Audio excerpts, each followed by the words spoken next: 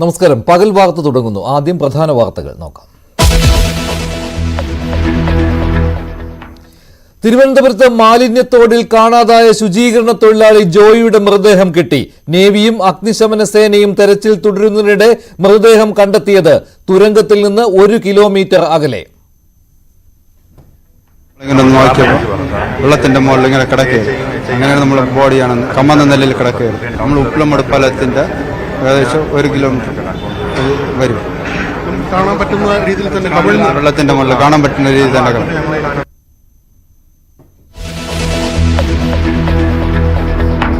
അതിൽ ആരൊക്കെയാണോ ഇടപെടേണ്ടത്, അതിൽ നഗരസഭ ഒരിക്കലും നഗരസഭയുടെ ഉത്തരവാദിത്തം മാലിന്യ സംസ്കരണ നമ്മൾ വിഡ്രോ ചെയ്യുന്നേയില്ല, നമ്മളെവിടെയും പറഞ്ഞിട്ടുമില്ല. അതിൽ മറ്റ് വകുപ്പുകൾ ചെയ്യേണ്ട കാര്യങ്ങൾ, അത് റെയിൽവേ ആകട്ടെ ഇറിഗേഷൻ ആകട്ടെ, അവരെ കൂടി ചേർത്ത് നിർത്തിക്കൊണ്ട്, പക്ഷെ അവർ ചെയ്യേണ്ട കാര്യങ്ങൾ അവർ ചെയ്യണം, അത് പ്രധാനമാണ്. ജോയിയുടെ ജീവന്റെ ഉത്തരവാദിത്തത്തിൽ നിന്ന് നഗരസഭയ്ക്ക് ഒളിച്ചോടാനാകുമോ? റെയിൽവേയെ പഴിചാരി രക്ഷപ്പെടാൻ മേയർ. ബന്ധപ്പെട്ട് എത്ര ടൺ മാലിന്യമാണ് അവിടെ നിന്ന് നീക്കിയത്? അപ്പൊ ഇവർക്ക് ചെയ്യാൻ പറ്റുമല്ലോ, ഇവര് ചെയ്തില്ല. കോർപ്പറേഷനും റെയിൽവേയും തമ്മിൽ സംഘർഷം ഉണ്ടെങ്കിൽ അത് ഒത്തുതീർപ്പാക്കേണ്ടത് സർക്കാരല്ലേ? സർക്കാർ അവിടെ നോക്കുകുത്തിയായി നിന്നു. മാലിന്യം കുമിഞ്ഞുകൂടി സംസ്ഥാനം. ഗുരുതര ആരോഗ്യ പ്രതിസന്ധിയിലെന്ന മുന്നറിയിപ്പുമായി പൊതുജനാരോഗ്യ വിദഗ്ധൻ ഡോക്ടർ ബി ഇക്ബാൽ.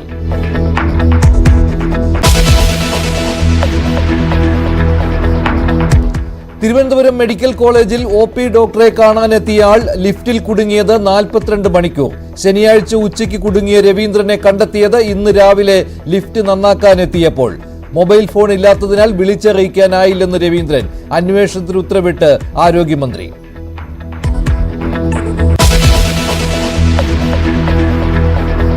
പരിക്കേറ്റ് പുറത്തുപോയ മെസ്സിയുടെ കണ്ണീരൊപ്പി ലതാരോ മാർട്ടിനസ്. ആവേശ പോരാട്ടത്തിൽ കൊളംബിയയെ 1 ഗോളിന് തോൽപ്പിച്ച് അർജന്റീന കോപ്പ അമേരിക്കയിൽ വീണ്ടും മുത്തമിട്ടു. ഇതിഹാസ താരം ഏഞ്ചൽ ഡി മരിയ ബൂട്ടഴിച്ചു. യൂറോ കപ്പിൽ ഇംഗ്ലണ്ടിനെ തോൽപ്പിച്ച് സ്പെയിൻ ചാമ്പ്യന്മാർ.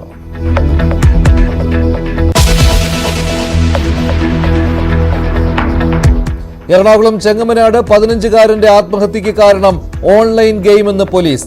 മഴക്കോട്ടിട്ട് തൂങ്ങി മരിച്ചത് ഗെയിമിലെ ടാസ്ക് എന്ന് നിഗമനം. ഫോണിൽ കണ്ടെത്തിയ ഗെയിം പരിശോധിക്കുന്നു.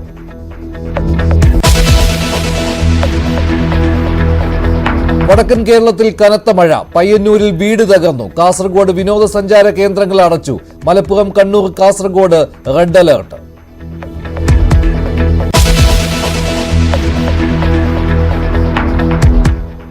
കണ്ണൂരിൽ പെട്രോൾ പമ്പ് ജീവനക്കാരനെ കാറിന്റെ ബോണറ്റിലിരുത്തി വാഹനമോടിച്ച പോലീസുകാരൻ അറസ്റ്റിൽ. ഇന്ധനവില ചോദിച്ചതിന് കൊല്ലാൻ ശ്രമിച്ചത് AR ക്യാമ്പിലെ K സന്തോഷ് കുമാർ.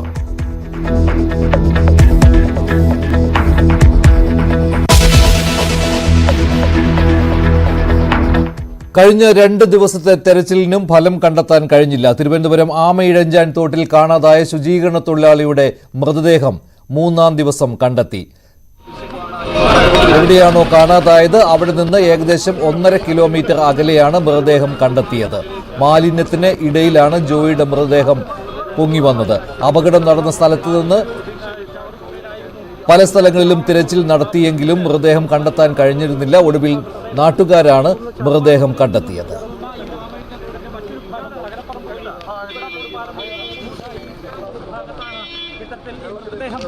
രാവിലെ ഞങ്ങൾക്ക് നിർദ്ദേശമുണ്ട്, അതിങ്ങനെ ഇത് നോക്കണം, ഓട് മഴക്കാലം ആയിക്കൊണ്ടെങ്കിൽ അങ്ങനെ നോക്കി വരികയായിരുന്നപ്പോൾ ഒരു സംശയം തോന്നി. അങ്ങനെ ഒരു മുള എടുത്ത് നമ്മളിങ്ങനെ നോക്കിയപ്പോൾ വെള്ളത്തിന്റെ മുകളിൽ ഇങ്ങനെ കിടക്കുകയാണ്.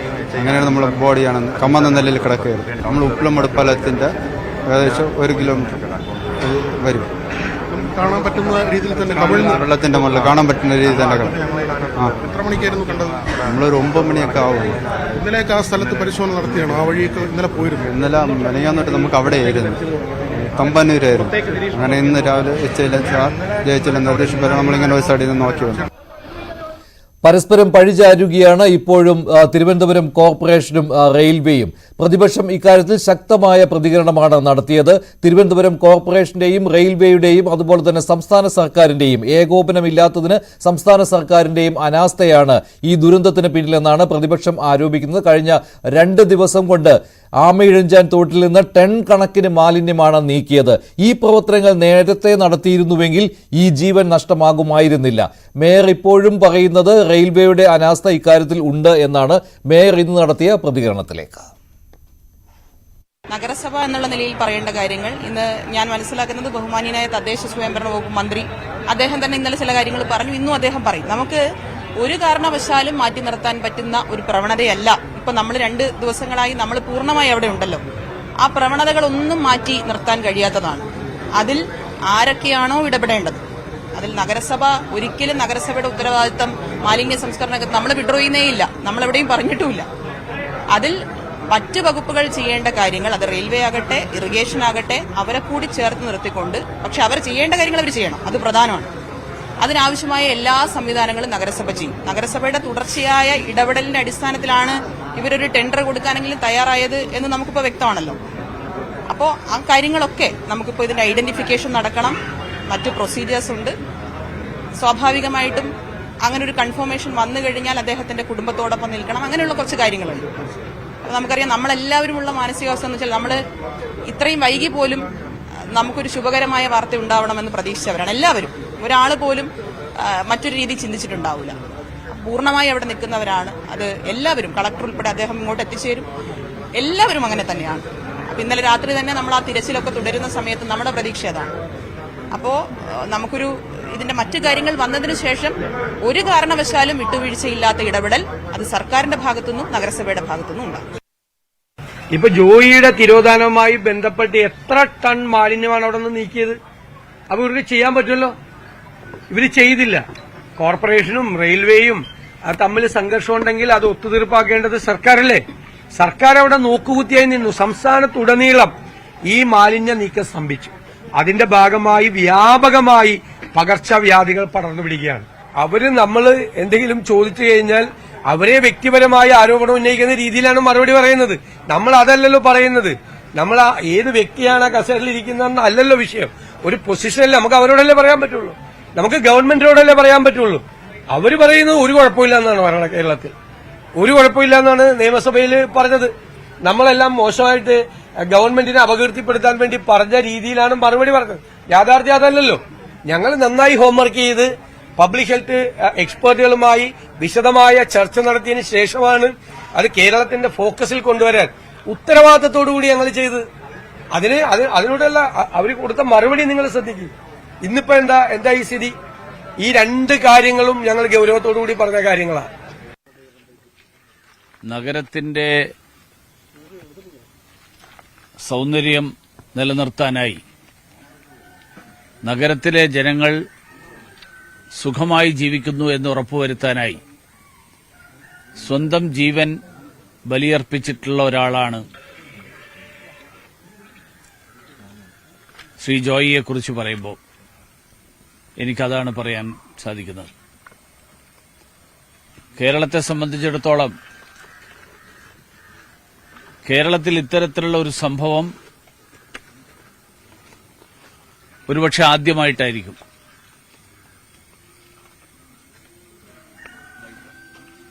തിരുവനന്തപുരം നഗരം കേരളത്തിന്റെ തലസ്ഥാനം എന്നുള്ള നിലയിൽ ഏറ്റവും ഭംഗിയായി സൂക്ഷിക്കുന്നതിൽ നഗരത്തിന്റെ ചുമതല വഹിക്കുന്നവർക്ക് വലിയ പങ്കുണ്ട്. ഇപ്പോഴ് ഒരു മഴ പെയ്താൽ വെള്ളം പൊങ്ങുന്ന അവസ്ഥയിലാണ് ഇപ്പോഴും തിരുവനന്തപുരം. അതോടൊപ്പം മാലിന്യ നിർമ്മാർജ്ജനത്തിന്റെ കാര്യത്തിൽ വലിയ പരാജയമാണ് എന്നാണ് നമ്മൾ കഴിഞ്ഞ കുറെ കാലങ്ങളായിട്ടുള്ള നമ്മുടെ അനുഭവം. ഇത്തരം സംഭവങ്ങൾ ആവർത്തിക്കാതിരിക്കണമെങ്കിൽ സമയബന്ധിതമായി മാലിന്യ നിർമ്മാർജ്ജനം ഉൾപ്പെടെ ഉള്ള കാര്യങ്ങൾ നടപ്പിലാക്കാൻ വേണ്ടിയിട്ടുള്ള പദ്ധതികളാണ് സർക്കാരുകളുടെ ഭാഗത്ത് നിന്ന് ആവിഷ്കരിക്കേണ്ടത്. ഒരു മനുഷ്യനെ കൊലയ്ക്ക് കൊടുക്കുകയാണ് ചെയ്തത്. എന്തൊരു പാവപ്പെട്ട മനുഷ്യനെ അവർ കൊലയ്ക്ക് കൊടുക്കുന്നു. കാരണം നമ്മുടെ എല്ലാവരുടെയും അനാസ്ഥ, നമ്മൾ കാണിക്കുന്ന അനാസ്ഥയ്ക്ക് ബലിയാടായ ആളാണ് ജോയ്. ഈ ഒരു മനുഷ്യൻ ഇത്രയും വലിയ യുദ്ധകാല അടിസ്ഥാനത്തിൽ അവിടെ ഇപ്പൊ 2 ദിവസമായിട്ട് ക്ലീനിങ് നടക്കുന്നു. ഈ ക്ലീനിങ് നടക്കാൻ ഒരു മനുഷ്യന്റെ ജീവൻ പൊലിയേണ്ടിയിരുന്നോ? ഇതാണ് നമ്മൾ ചോദിക്കേണ്ട ചോദ്യം. ഇതിനു മുമ്പ് ഇത് കണ്ടില്ലേ? ഇന്നലെ വരെ പറഞ്ഞുകൊണ്ടിരുന്നത് എന്താണ്? റെയിൽവേ സ്റ്റേഷനിൽ നിന്നും എടുത്തെറിയുന്ന പ്ലാസ്റ്റിക് കുപ്പികളാണ് പ്രശ്നം ഉണ്ടാക്കുന്നതെന്ന് നമ്മൾ ചിത്രങ്ങളിൽ കാണുന്നുണ്ട്. എന്തെല്ലാം മാലിന്യങ്ങളാണ് ഉള്ളത്. ചാക്ക് കണക്കിനാണ് മാലിന്യങ്ങൾ എടുത്തു മാറ്റുന്നത്. 2015 ഇത് ചെയ്തപ്പോഴും ഞങ്ങൾ കണ്ടതാണ്. ഈ ഇറച്ചി കച്ചവടക്കാര് അവരുടെ കടയിലെ ഉച്ചിഷ്ടങ്ങളെല്ലാം പന്നി ഫാമിന് വിൽക്കും. ആ പന്നി ഫാമിന്റെ കോൺട്രാക്ടർ വന്നത് ഈ ചാക്കിൽ കളക്ട് ചെയ്തിട്ട് അതെല്ലാം ആമയഴിച്ചാൻ തോട്ടിൽ നിക്ഷേപിച്ചിട്ട് അയാളങ്ങ് പോകും. എല്ലാം രാത്രിയുടെ മറവിൽ ചെയ്യുന്ന കാര്യങ്ങളാണ്. ഇതുപോലെ ഓരോ സ്ഥലത്തും ആശുപത്രി മാലിന്യങ്ങൾ എടുത്തെറിയുന്നത്. ഇവിടുത്തെ ഏറ്റവും വലിയ ആശുപത്രികളുടെ അടുത്തൂടെ പോകുന്ന തോടുകൾ പോയി നോക്കൂ, എന്തുമാത്രം ആശുപത്രി മാലിന്യങ്ങൾ അവിടെ കിടപ്പുണ്ടെന്ന്. ഇതൊക്കെയാണ് നമ്മൾ തടയേണ്ടത്. ഇത് തടയേണ്ടത് ആരാണെന്ന് ജനങ്ങൾക്ക് എല്ലാവർക്കും അറിയാം. അപ്പം നമ്മൾ മറ്റൊരാളുടെ പേരിൽ കുറ്റം ചാരി വെച്ചിട്ട് കാര്യമൊന്നുമില്ല. കോർപ്പറേഷൻ അതിർത്തിയിൽ ചെയ്യേണ്ട ജോലി കോർപ്പറേഷൻ ചെയ്യണം. അല്ലാത്ത സ്ഥലത്ത് ചെയ്യേണ്ടത് അതിന് ഉത്തരവാദപ്പെട്ടവർ ചെയ്യണം. ഇവരെ എല്ലാവരും ഏകോപിപ്പിക്കേണ്ടുന്ന ജോലിയാണ് ഗവൺമെന്റിനുള്ളത്. ഒരു അറേഞ്ച്മെന്റ് ഉണ്ടാവണം. അതിന് നമ്മുടെ കയ്യിലൊരു വജ്രായുധമുണ്ട്. അതിന്റെ പേരാണ് നാഷണൽ ഡിസാസ്റ്റർ മാനേജ്മെന്റ് ആക്ട് 2005. അതിൽ ആവശ്യങ്ങൾക്ക് നമ്മളുടെ നിയമ പരിരക്ഷയുണ്ട്. നമ്മൾ എടുക്കുന്ന നടപടികൾക്ക് കോടതികൾക്ക് ഇടപെടാൻ സാധിക്കില്ല. ഹൈക്കോടതിയിലും സുപ്രീം കോർട്ടിലും മാത്രമേ അത് പരിഗണനയിൽ എടുക്കുകയുള്ളൂ. അതിന്മേലുള്ള ആക്ഷേപങ്ങൾ അല്ലെങ്കിൽ അപ്പീലുകൾ അങ്ങനെയൊക്കെ ഉള്ളപ്പോൾ നമുക്കിത് ചെയ്യുന്നതിന് എന്താണ് തടസ്സം? അനന്തയിൽ നേരിട്ട് പങ്കാളിയായ ആളാണ് അന്നത്തെ ചീഫ് സെക്രട്ടറി ആയിരുന്ന ജിജി തോംസൺ. അദ്ദേഹത്തിന്റെ വാക്കുകൾക്ക് വലിയ വിലയാണ് ഉള്ളത്. ഒരു ജീവൻ നഷ്ടമാകേണ്ടി വന്നു. ആമയിഴഞ്ചാൻ തോട്ടിലെ മാലിന്യങ്ങൾ നീക്കം ചെയ്യാൻ ഇത് നേരത്തെ ചെയ്തുകൂടായിരുന്നോ എന്ന ചോദ്യമാണ് അദ്ദേഹം ഉന്നയിക്കുന്നത്. പ്രതിപക്ഷവും ഈ ആവശ്യം ഉന്നയിക്കുകയാണ്. എന്തായാലും ഈ വിഷയത്തിൽ ഇപ്പോഴും പരസ്പരമുള്ള പഴിചാരൽ തുടരുകയാണ്. ഇന്ന് രാവിലെയാണ് ജോയിയുടെ മൃതദേഹം കിട്ടിയത്. ശനിയാഴ്ച മുതൽ ജോയിക്കായുള്ള തെരച്ചിൽ തുടരുകയായിരുന്നു. പക്ഷേ രക്ഷാപ്രവർത്തനം അത് വിജയകരമായി നടപ്പാക്കാൻ കഴിഞ്ഞില്ല. അദ്ദേഹം മരണമടഞ്ഞു. കൂടുതൽ വിവരങ്ങൾ നൽകുന്നതിന് വേണ്ടി വി അരുൺ ചേരുന്നു. ഒപ്പം വി വിനോദ് ഉണ്ട്. ഷംനയും ചേരുന്നുണ്ട്. വിനോദ്, ഇപ്പോൾ ഈ വിഷയത്തിൽ പരസ്പരമുള്ള പഴിചാരൽ നടക്കുകയാണ്.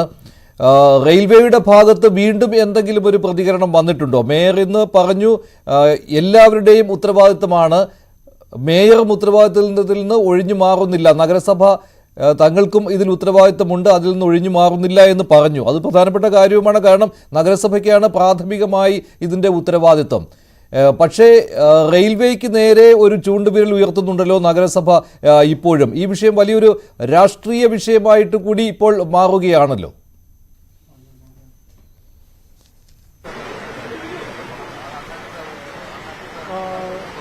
തീർച്ചയായും ഇത് ആരോപണ പ്രത്യാരോപണങ്ങൾ. ഇത് ഇപ്പോൾ ബിനോയ് വിശ്വം, CPI സംസ്ഥാന സെക്രട്ടറി ബിനോയ് വിശ്വം മോർച്ചറിയിലേക്ക് എത്തിയിട്ടുണ്ട്. അദ്ദേഹം ഉള്ളിലേക്ക് പോവുകയാണ്. അവിടെ ജില്ലാ കളക്ടർ, മേയർ തുടങ്ങി പ്രധാനപ്പെട്ട ആളുകളെല്ലാം ഇപ്പോഴും തുടരുകയാണ്. DCP അടക്കമുള്ള ഉദ്യോഗസ്ഥർ ഇവിടെ തുടരുന്നുണ്ട്. മഞ്ജുഷ പറഞ്ഞതിലേക്ക് വരാം. ഇത് തീർച്ചയായും വലിയ ചർച്ചയാകാൻ പോകുന്ന ഒരു കാര്യമാണ്. പക്ഷേ കുറച്ച് ദിവസത്തെ ചർച്ചകൾക്ക് ശേഷം ഇത് ഇവിടം കൊണ്ട് അവസാനിക്കുമോ എന്നതാണ് ആശങ്ക. കാരണം ഗൗരവമുള്ളൊരു വിഷയമാണ്. മേയർ പറയുന്നത് നഗരസഭയുടെ ഉത്തരവാദിത്തത്തിൽ നിന്ന് മേയർ ഒഴിഞ്ഞു മാറുന്നില്ല. അതേസമയം റെയിൽവേ ചെയ്യേണ്ട കാര്യങ്ങൾ ഉണ്ടായിരുന്നു എന്നത് തന്നെയാണ്. പക്ഷേ അത് ശരിയുമാണ്. കാരണം ഈ ഏപ്രിൽ 13 തന്നെ നഗരസഭ ഒരു കത്ത് റെയിൽവേക്ക് നൽകുന്നുണ്ട്. ഒന്നാമത്തെ കാര്യം, റെയിൽവേ അവരുടെ പ്രദേശം ശുചീകരിക്കാൻ മറ്റാരെയും അനുവദിക്കില്ല, അല്ലെങ്കിൽ അങ്ങനെ അവർ തന്നെ ശുചീകരിക്കും എന്നൊരു നിലപാടാണ് കാലങ്ങളായി കൈക്കൊള്ളുന്നത്. അവിടെ ഇറിഗേഷൻ വകുപ്പിനോ നഗരസഭയ്ക്കോ ചെന്ന് ഈ മാലിന്യം നീക്കം ചെയ്യാൻ കഴിയാത്ത സാഹചര്യമുണ്ട്. ഏറ്റവും പ്രധാനപ്പെട്ട കാര്യം ഇവിടെ മഞ്ജുഷ്, ഈ റെയിൽവേയുടെ 117 മീറ്റർ നീളം വരുന്ന ടണൽ, അതായത് റെയിൽ പാളങ്ങൾ മുകളിലൂടെ പോകുന്ന അതിനടിയിലെ ടണൽ, ഈ ടണലിനുള്ളിൽ NDRFനും അതുപോലെ തന്നെ അഗ്നിശമന സേനയും തിണങ്ങി പരിശ്രമിച്ചിട്ടും ഇനിയുമുണ്ട് ഏതാണ്ട് 50 മീറ്ററോളം ദൂരം എത്തിപ്പെടാൻ കഴിയാത്തത്. അത്ര കണ്ട് മാലിന്യം അതിനുള്ളിൽ കുമിഞ്ഞു കൂടിയിരിക്കുകയാണ്. ആ മാലിന്യം നീക്കുക എന്നത് പരമപ്രധാനമായ കാര്യമാണ്. പക്ഷേ തിരുവനന്തപുരത്ത് പ്രശ്നമുണ്ടാക്കുന്നത് ഈ 117 മീറ്റർ മാത്രമാണോ എന്ന് ചോദിച്ചാൽ അല്ല. അതിൽ നഗരസഭയ്ക്ക് ഉത്തരവാദിത്തമുള്ള പ്രദേശങ്ങളുണ്ട്, നഗരസഭ ഏറ്റെടുത്ത് നടപ്പാക്കേണ്ട പദ്ധതികളുണ്ട്. ഈ ശുചീകരണ പ്രവർത്തനം കാര്യക്ഷമമായി മുന്നോട്ട് കൊണ്ടുപോകേണ്ടത് മാത്രവുമല്ല, ഈ റെയിൽവേ സ്റ്റേഷനിലേക്ക് ഒഴുകിയെത്തുന്ന മാലിന്യമുണ്ട്. പ്ലാസ്റ്റിക് കുപ്പികൾ അടക്കമുള്ള മാലിന്യങ്ങൾ ഇന്നലെ ഈ ശുചീകരണ പ്രവർത്തനങ്ങൾ നടക്കുമ്പോൾ തന്നെ റെയിൽവേയുടെ വസ്തുവിലേക്ക് റെയിൽവേയുടെ ഈ കടന്നുപോകുന്ന ആമേഴകൻ തോട് പോകുന്ന ആ ഭാഗത്തേക്ക് മാലിന്യ കുപ്പികൾ വരുന്നുണ്ട്. അവിടെ ഒരു തടയണ ഒരു ഇരുമ്പ് ഗ്രില്ല് കെട്ടി വെള്ളം പോകുന്നതിനും കുപ്പികൾ അവിടെ തടഞ്ഞു നിർത്തുന്നതിനുമായുള്ള ഒരു സംവിധാനം ഉണ്ടെങ്കിലും അതിനുള്ളിലൂടെയൊക്കെയും കുപ്പികളും മറ്റ് മാലിന്യങ്ങളും ശക്തമായ ഒഴുക്കിൽ ഈ റെയിൽവേയുടെ ഭാഗത്തേക്ക് വരുന്നുണ്ട്.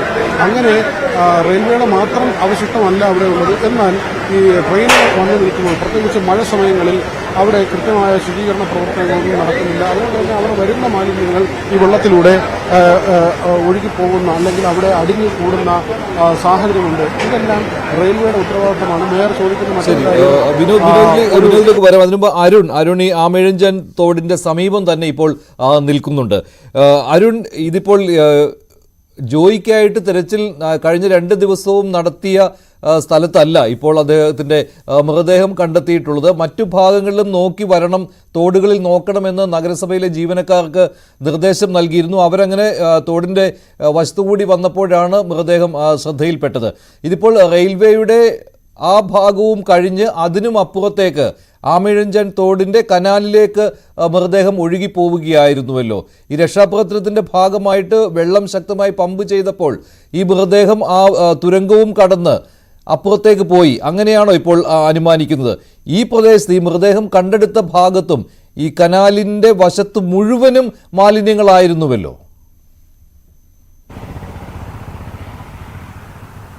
തീർച്ചയായും. എന്തുകൊണ്ടാണ് ആമേഴഞ്ചാൻ തോട് ഇങ്ങനെ മലിനമാകുന്നത്? എന്തുകൊണ്ടാണ് ആമേഴഞ്ചാൻ തോടിലൂടെ യഥാർത്ഥത്തിൽ വെള്ളം ഒഴുകിപ്പോകുന്നില്ല? നഗരം എന്തുകൊണ്ട് ചെറിയ മഴയിൽ പോലും വെള്ളക്കെട്ടിലാകുന്നു? അതിന് പ്രധാന കാരണം അത് തേടിയാണ് നമ്മൾ ഇന്ന് ഇപ്പോൾ ഈ യാത്ര നടത്തുന്നത്. ഏറ്റവും പ്രധാനം ആമേഴഞ്ചാൻ തോട് തിരുവനന്തപുരം നഗരത്തിലെ 70% അനാവശ്യമായ ജലവും പാഴ്ജലവും കടലിലേക്ക് എത്തിക്കേണ്ട ജലവാഹിനിയാണ്. അവിടെയാണ് അതിന് കഴിയാതെ ആമേഴഞ്ചാൻ തോട് പലയിടത്തും ചിലയിടത്തൊക്കെ കുപ്പിക്കഴുത്തുകളായി ഒതുക്കപ്പെടുന്നു. മറ്റു ചിലയിടങ്ങളിൽ മാലിന്യം നിറഞ്ഞ് മലയായി തന്നെ പല ഭാഗങ്ങളിലും നിറയുന്ന അവസ്ഥയുണ്ട്. ഇപ്പോൾ ഞാനുള്ളത് അണമുഖത്താണ്. അണമുഖം വളരെ പ്രധാനപ്പെട്ട ഈ ആമേഴഞ്ചാൻ തോടും ഉള്ളൂർ തോടും അതുപോലെ തന്നെ ശ്രീകണ്ഠേശ്വരം തോടുമൊക്കെ ഒരുമിച്ച് ചേർന്ന് വേളിക്കായലിലേക്ക് പതിക്കുന്ന വളരെ പ്രധാനപ്പെട്ട ഒരു മേഖലയാണ് അണമുഖം. ഈ ഭാഗത്ത് ഒഴുക്ക് കൃത്യമായി പോകേണ്ടത് ഈ തോട് ഇവിടെ അക്ഷാതൊരു 6-ന്റെ വലിപ്പത്തിലാണ്. കണ്ണമൂല, ചെന്നിലോട് അതുപോലെ നെല്ലിക്കുഴിയൊക്കെ കഴിഞ്ഞാൽ ഒരു 6-ന്റെ അത്രയധികം വലിപ്പത്തിലാണ് ആമേഴഞ്ചാൻ തോട് കടന്നു വരേണ്ടത്.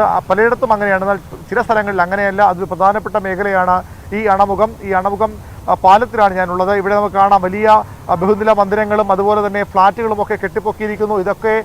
ഇതിൻ്റെയൊക്കെ നിർമ്മാണ സമയത്ത് തന്നെ വലിയ പരാതിയുമായി പരിസ്ഥിതി പ്രവർത്തകർ എത്തിയതാണ്. ഇത് ആമേഴഞ്ചാൻ തോടിൻ്റെ ഭാഗമാണ്. ആമേഴഞ്ചാൻ തോട് നികത്തിയുള്ള കയ്യേറ്റങ്ങളാണ്, കെട്ടിട നിർമ്മാണങ്ങളാണ്. അതിപ്പോഴും തുടരുന്നു. നേരത്തെ ഉണ്ടായത് മാത്രമല്ല, ഇതിൻ്റെ സമീപത്ത് പുതിയ ഫ്ളാറ്റ് സമുച്ചയങ്ങൾ ഈ റോഡിൻ്റെ ഇരു കരകളിലും വരുന്നു. അതായത് ആമേഴഞ്ചാൻ തോട് സുഗമമായി ഒഴുകിപ്പോകേണ്ട പാതകൾ ഏതാനും തീരെ ജീവിക്കാൻ നിവൃത്തിയില്ലാത്ത ആളുകൾ കുടിലുകൾ കെട്ടി താമസിക്കുന്നത് മാത്രമല്ല, ബഹുനില ഫ്ളാറ്റ് സമുച്ചയങ്ങൾ, ആശുപത്രികൾ, വലിയ വാണിജ്യ സ്ഥാപനങ്ങളൊക്കെ ഈ തോട് കയ്യേറി വലിയ രീതിയിൽ നിർമ്മാണം നടത്തുന്നു. അതിൻ്റെ കാഴ്ചകൾ നമുക്ക് ഈ അണമുഖം ഭാഗത്ത് 2 വശത്തും കാണാനാകുന്നു. വലിയ വീതിയിൽ തോട് ഇവിടെ ഒരു 6ആയി ഒഴുകേണ്ട സ്ഥലമാണ്. ഇപ്പോഴും വീതി ഉണ്ടെങ്കിൽ പോലും ഇതിൻ്റെ എത്രയോ ഭാഗങ്ങൾ കയ്യേറിപ്പോയിരിക്കുന്നു. അതായത് ജലം ഒഴുകേണ്ട വഴികൾ പൂർണ്ണമായും ആളുകൾ കൈയടക്കി വച്ചിരിക്കുന്നു. അതുതന്നെയാണ് നഗരത്തിലെ ഈ വെള്ളപ്പൊക്കത്തിന് പ്രധാന കാരണങ്ങളിലൊന്ന്. തുടക്കത്തിൽ മാലിന്യങ്ങളാണെങ്കിൽ പിന്നീട് ഇങ്ങോട്ട് നമ്മൾ കണ്ടുവരുന്നത് പ്രധാനമായും ഈ കയ്യേറ്റങ്ങളാണ്. വലിയ രീതിയിലുള്ള ഭൂമി കയ്യേറ്റങ്ങൾ, തോടിൻ്റെ ഭൂമി കയ്യേറിയുള്ള നിർമ്മാണ പ്രവർത്തനങ്ങളും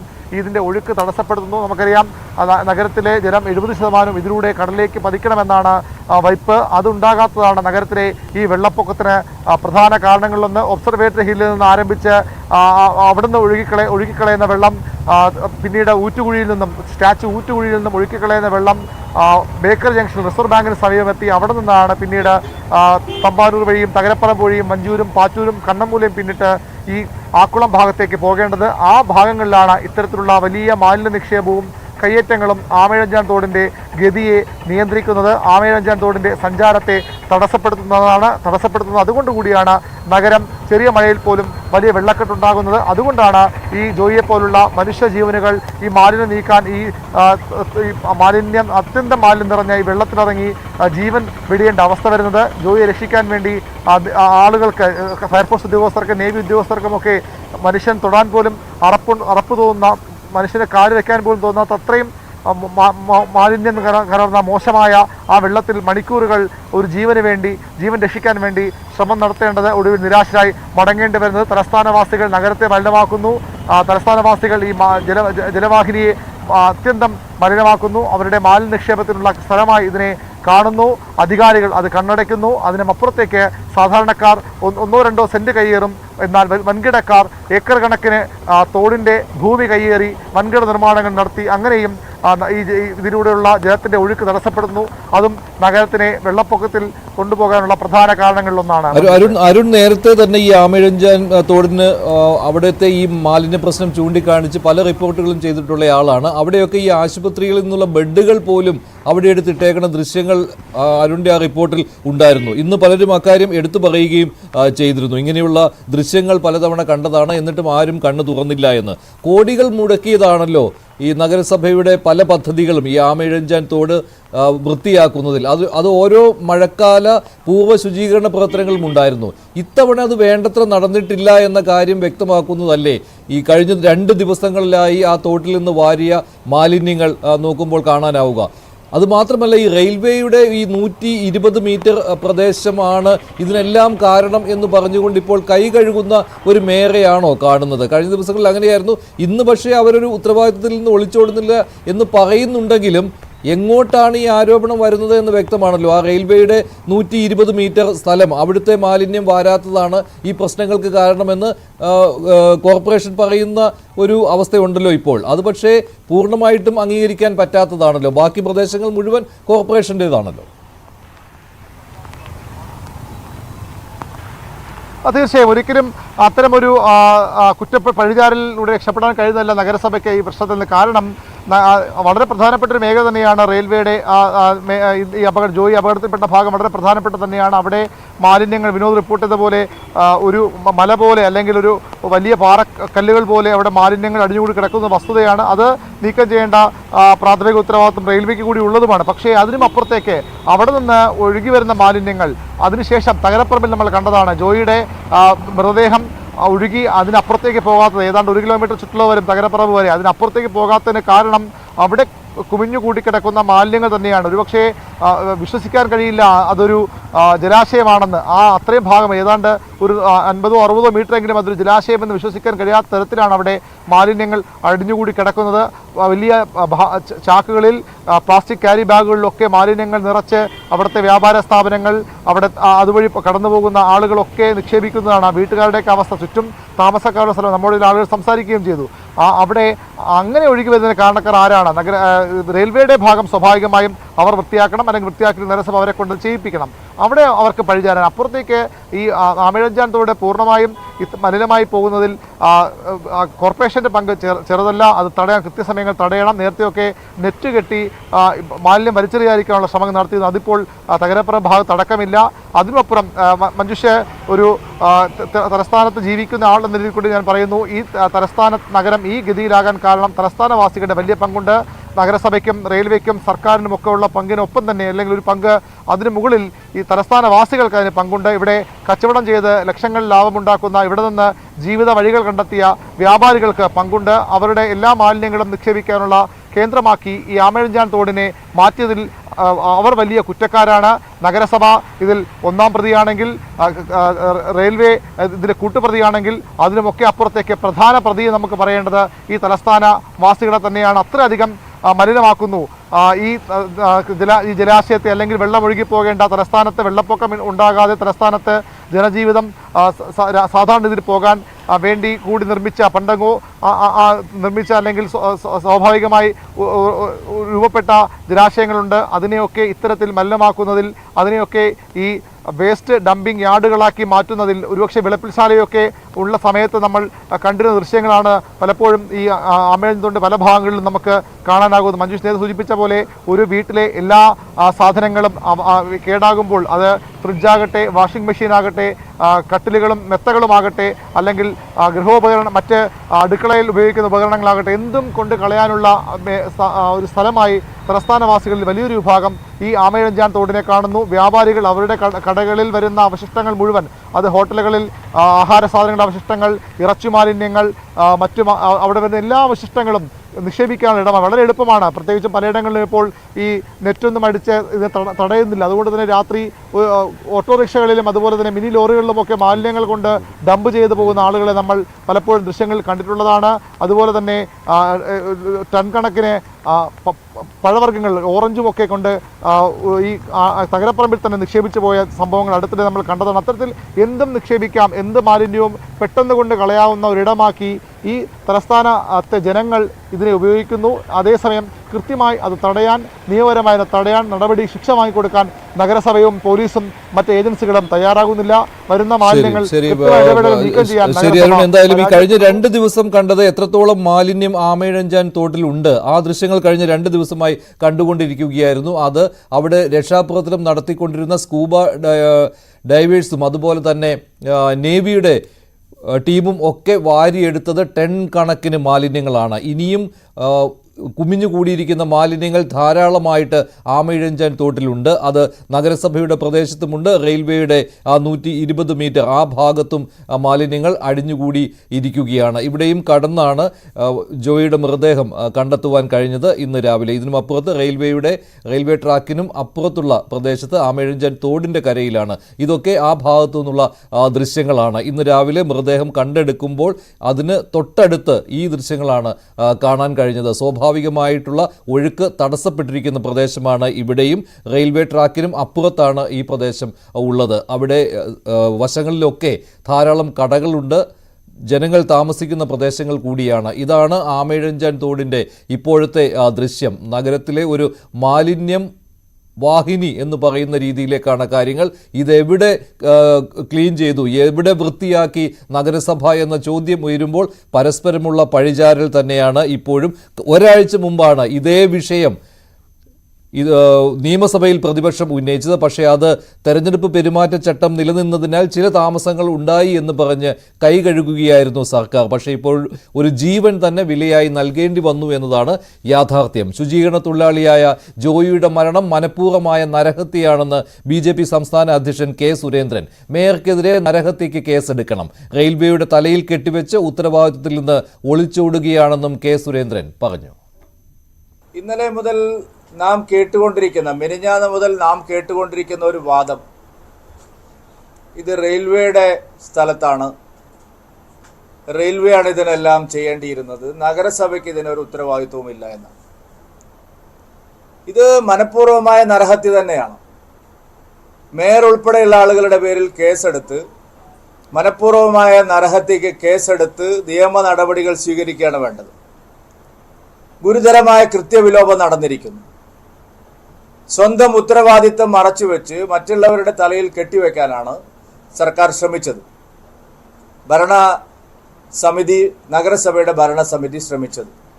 ഉത്തരവാദപ്പെട്ട രാഷ്ട്രീയ നേതാക്കളും മന്ത്രിമാരും അത്തരത്തിലുള്ള പ്രചാരവേലയാണ് തിരുവനന്തപുരത്ത് നടത്തിയത്.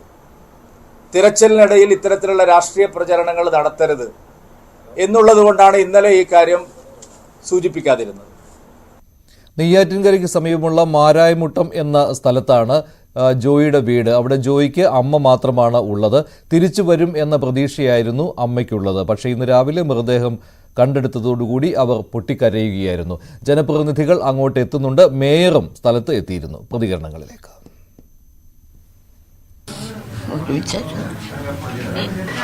എല്ലാ ദിവസവും പോയിട്ട് വീട്ടിൽ വരുമായിരുന്നു. 3 ദിവസം കഴിഞ്ഞ പ്രാവശ്യം തന്നെ പോയത്.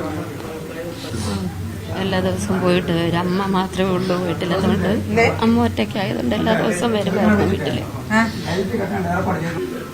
എന്ത് പണിക്ക് വിളിച്ചാലും പോകും, വേറെ ഏത് പണിക്ക് വിളിച്ചാലും പോകും. ഒരു ജോലിയും കിട്ടില്ല. ആക്കറി മണിക്കുണ്ടെന്ന് വിറ്റാനെങ്കിലും പോകും. ചുമ്മാ ഇരിക്കില്ല.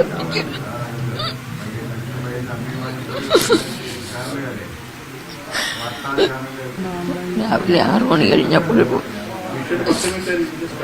4:30-5 മണിയാകുമ്പോൾ വരുമെന്ന് പറഞ്ഞിട്ട് ഇതുവരെ കണ്ടില്ല.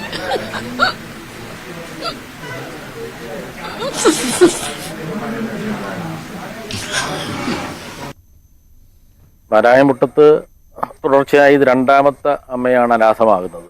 നേരത്തെ ഇലക്ട്രിസിറ്റി ബോർഡിന്റെ അനാസ്ഥ കൊണ്ട് അനാഥമായ ഒരു അമ്മ നമ്മുടെ മുമ്പിൽ ദുഃഖമായി നിൽക്കുകയാണ്. ഇത് ഇന്നിപ്പോൾ ഈ നഗരസഭയുടെ അനാസ്ഥ കൊണ്ട് ഒരു അമ്മ കൂടി അനാഥമാകുകയാണ്. ഇത്തരത്തിൽ അമ്മമാർ അനാഥമാകുന്ന സാഹചര്യം ഗവൺമെന്റ് ചിന്തിക്കേണ്ടതുണ്ട്. ഗവൺമെന്റിന്റെ കൊടിയ അനാസ്ഥയാണ് ഈ അമ്മമാരെയെല്ലാം ഇങ്ങനെ ദുഃഖത്തിലേക്ക് പോകാനിടയാകുന്നത്. റെയിൽവേ ബന്ധപ്പെട്ട് ആവശ്യപ്പെട്ട പ്രകാരമാണ്, വാക്കാൽ ആവശ്യപ്പെട്ട പ്രകാരമാണ് ആമയിഴഞ്ചാൻ റോഡിൽ ഈ മാലിന്യങ്ങൾ മാറ്റുന്നതിന് വേണ്ടി അദ്ദേഹം ഇറങ്ങിയത്. എന്നാൽ കുത്തൊലിപ്പ് വരികയും മാലിന്യങ്ങൾ നിറച്ച വെള്ളം പിന്നെ മഴയും കൂടെ ചേർന്ന് വെള്ളത്തിന്റെ ഒഴുക്കിൽപ്പെട്ട് അദ്ദേഹം അകാലത്തിൽ നമ്മിൽ നിന്ന് പൊലിഞ്ഞുപോയി. ആ വീട്ടുകാരെ, പ്രത്യേകിച്ച് അമ്മയുടെ ശിഷ്ടകാല ജീവിതം സുരക്ഷിതമാക്കാൻ ഒരു വീടും ഭാവിയിൽ ഒരു ചെറിയ വരുമാനവും കണ്ടെത്തുന്നതിന് വേണ്ടിയിട്ടുള്ള പരിശ്രമം നടത്തേണ്ടതുണ്ട്. കേരളത്തിലെ ബഹുമാനായിട്ടുള്ള മുഖ്യമന്ത്രിക്ക് MLA എന്ന നിലയിൽ ഞാനിത് വിശദമായ വിവരം കാണിച്ച് കത്തുകൊടുത്തു. പിന്നെ കളക്ടർക്ക് അടിയന്തര സഹായം ചെയ്യാനുള്ള നടപടി സ്വീകരിക്കാൻ മുഖ്യമന്ത്രിയുടെ ഓഫീസിൽ നിന്ന് നിർദ്ദേശം കൊടുത്തു. നിയമ നടപടികൾ പൂർത്തീകരിച്ചു വേണം ആ സഹായം ചെയ്യാൻ. എന്തായാലും ആ കുടുംബത്തെ അങ്ങനെ ഞങ്ങൾ വിട്ടുകളയില്ല, അവർ ഒറ്റപ്പെടില്ല. കൈത്താങ്ങായി കേരളത്തിലെ ഗവൺമെന്റ് ഉണ്ടാവും, ഞങ്ങളെല്ലാം ഉണ്ടാവും, അവിടുത്തെ ജനപ്രതിനിധികളുണ്ടാവും.